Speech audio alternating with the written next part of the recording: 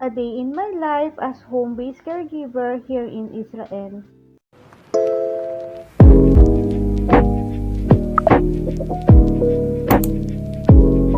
Shalom, Boker Tov, Kaberot, kamusta kayo? Panibagong araw, panibagong buhay, panibagong pag-asa at panibagong pagod na naman ang ating gagawin ngayon dito sa aking trabaho. And ako si Mrs. D. Guzman, ng isang Pinay dito sa bansang Israel.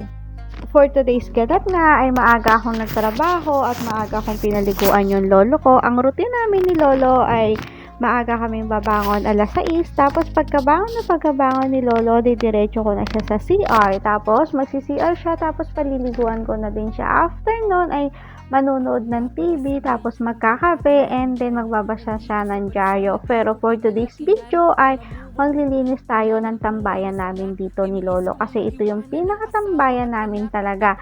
So si lolo ayaw niya nang ako ay may ginagawa, pero hindi naman uubra yun kasi syempre mamamaho ang aming bahay at dadalawa lang kami.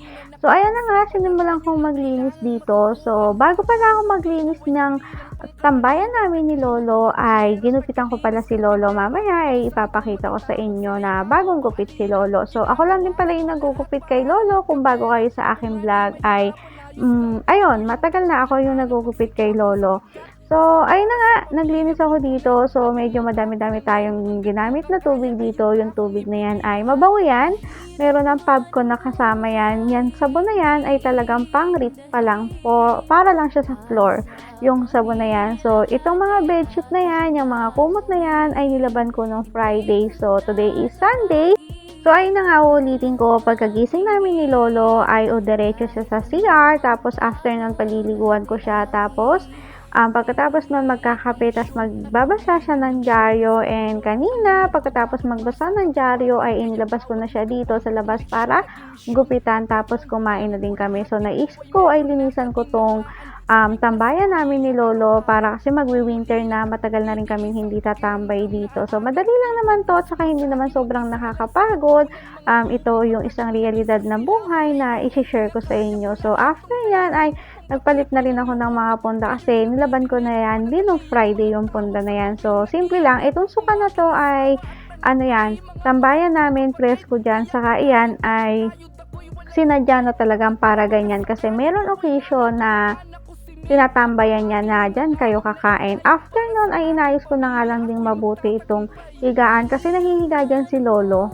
Pero sa totoo lang ay napagod ako ng kaunti, tapos naupo nga ako ng konti, tapos sinisilip ko si lolo. Tapos ayun, nakalimutan ko na hindi pala ako yung amo, charot. Ayun na nga, tapos na at uminom lang din ako. Pagtingin ko ay tapos na palang magbasa ng dyaryo si lolo, and then ito na yung aking nilinisan. Nakita nyo naman ay malinis pa siya. Syempre basa pa yung floor.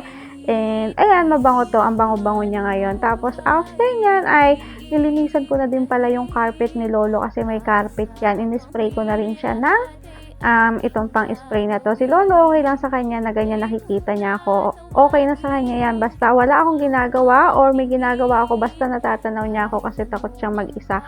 After noon ay masipag-sipag ang Inday, naglinis na din ako ng bintana. Ito yung bintana na yung nilinisan ko kanina. So, di ba, ang dami kong ganap ngayon for today's video. Tapos, after nun ay si lolo. Ito na yung exciting part na matutulog na si Aba.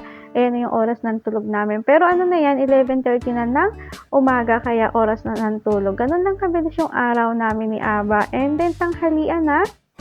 Tapos bumangon kami ni lolo ng 2:30 para kumain ng lunch. Ang lunch ko ay vegetable salad, french fries, saka isang malaking tinapay. So, sold na ako dyan sa pagkain na yan. So, tara, kain tayo.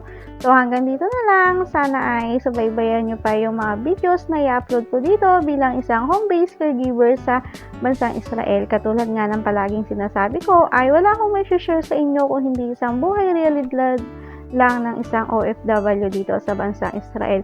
So, hindi man ako araw-araw na ganitong pagod, pero ang mahalaga ay magpatuloy lang. So, mga kababayan, laban lang tayo sa buhay. So, eto pala si lolo at pakita ko na yung paggupit ko sa kanya kanina. So, ayan, matagal na din kaming magkasama ni Aba dito sa Israel. Siya ang aking unang trabaho. Paano? Hanggang sa susunod, sana isubaybayan niyo pa yung kwento ko dito bilang isang OFW sa bansang Israel. Wala naman tayong dapat ikahiya sa ating trabaho kahit ano pa yung trabaho natin, basta ito ay marangal at mabuti, wala tayong dapat ikahiya. Tuloy lang, laban lang, makakamit din natin yung pangarap na gusto nating makamit balang araw. Hindi pa sa ngayon, pero huwag tayong mapagod at magpatuloy lang tayo. May mabuting nakalaan ng Panginoon para sa atin. Yun lang ang lagi nating tatandaan na hindi man matupad yung plano natin ngayon ay mas maganda yung planong inilalaan ng Panginoon para sa atin. Okay lang mapagod, okay lang yon, normal yon kasama sa buhay. Basta magpahinga ka at huwag titigil, huwag hihinto. Magpatuloy ka para sa pangarap mo at para sa pamilya na umaasa sa'yo. So, hanggang dito na lang. Maraming salamat sa inyong panonood. Bye! Nikitraot!